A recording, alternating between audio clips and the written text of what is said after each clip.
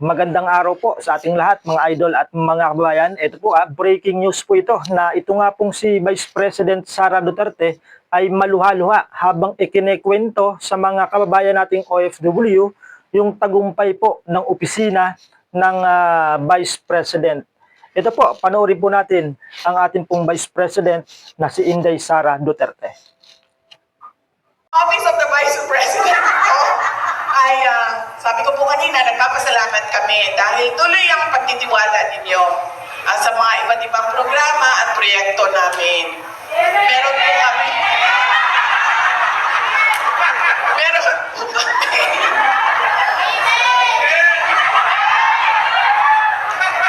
Okay, hindi na siya natutuwa sa atin, ha?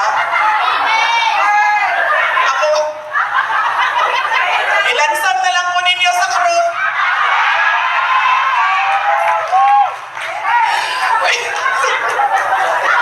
Meron po kaming 10 satellite offices sa iba't ibang lugar sa ating bansa. Meron po kaming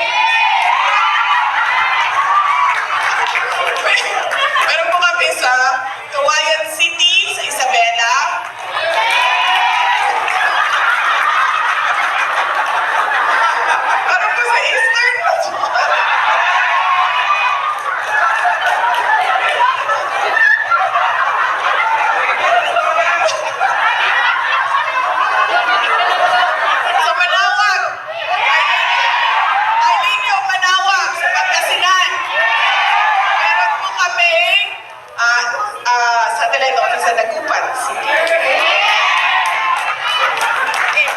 Meron po kami sa Santo Niño ng Tondo, Extension Office. Kami sa Negros and Panay Islands, sa Bacolod City. Doon po ay Santo Niño din po, sa Ati-Atihan. Dito naman po tayo sa Cebu City. Nandun po kami sa bahay ni Senyor Santo Niño sa Cebu City.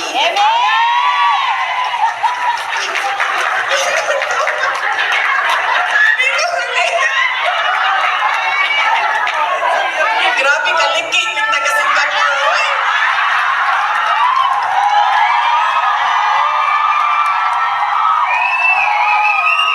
Sarman mo. Amen! Hinahangin na ninyo ang bakasyon. Sabi ng Diyos, bibigyan kayo ng bakasyon.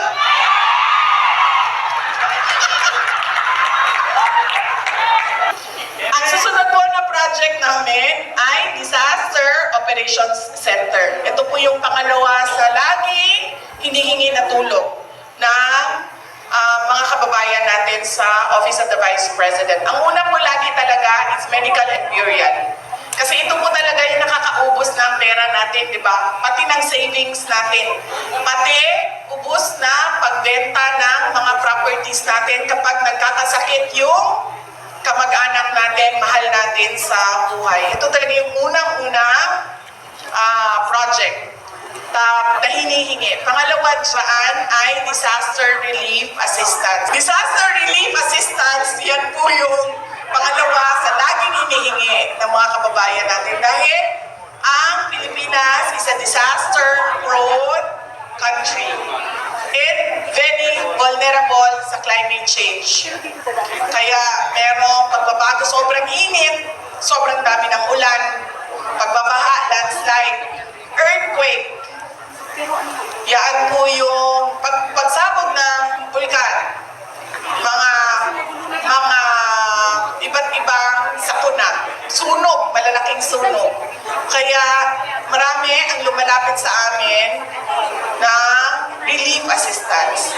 Ang susunod po na project namin, napakaliit, pero masaya kami dahil nakakatulong siya, lalo-lalo na sa mga mag-aaral at sa mga yung kapos sa kanilang kita, kulang yung pang-araw-araw nila.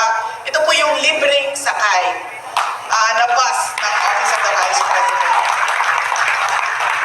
Meron din po kaming magnegosyo taday. Ito po yung micro and small enterprises na entrepreneurship program. Tinuturuan magnegosyo ang mga tao para hindi nalulubog yung kanilang negosyo sa utang, sa 5-6.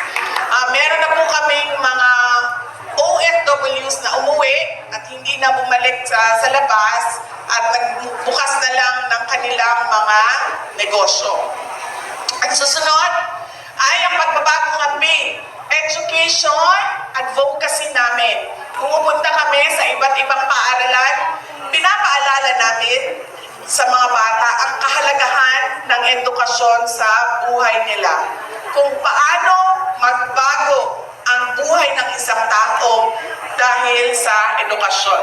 Napakasimple lang ng explanation namin. Sinasabi namin, kapag kayo ay nakapagtapos, yung trabaho at kalidad ng trabaho at laki ng sweldo ay mas maganda kesa sa kung hindi kayo natapos ng grade 6. Kung hanggang grade 5 lang kayo, grade 2, grade 3, hindi marunong magbasa at magsulat. Ang kapartner po ng advocacy campaign namin, kung saan pumupunta kami sa kampanya namin sa edukasyon, ay pangangampanya namin para sa kalikasan. So kami po ay nagtatanim ng mga puno. Ang target po namin ay ang regalo po, ang gusto naming regalo sa loob ng 6 na taon na termino ng Office of the Vice President ay 1 milyong puno para sa Pilipinas. At yun po ay nagawa namin sa loob ng 3 taon, hindi 6 years. Naka 1 milyong puno na po kami sa loob ng 3 taon. Gusto namin maipakita at ma-emphasize na pwede naman palang gawin. Diba? Kung gusto talaga natin, ay pwede siyang gawin ng malakihan at mabilisan. Big and fast. Kung gusto talaga ng mga hinalal natin na mga leaders. Ang susunod po ay RISE program. Ito po yung box na relief for individuals in emergencies and crises. RISE. Nakalagay po dito yung 2 araw na pantawid sa pamilya nila. Dahil marami po ang pumupunta sa amin ang opisina, humihingi ng tulong. At dahil sobrang liit ng opisina namin, hindi namin nabibigay lahat ng hinihingi sa amin na tulong. So ang ginagawa namin, nagbibigay kami ng rice box. So yun, binibigay namin. Hindi namin mabigay lahat eh. So sinasabi namin sa kanila, meron kaming hinanda, pantawid ng 2 araw para sa mga kababayan natin. So yun po yung mga projects ng Office of the Vice President.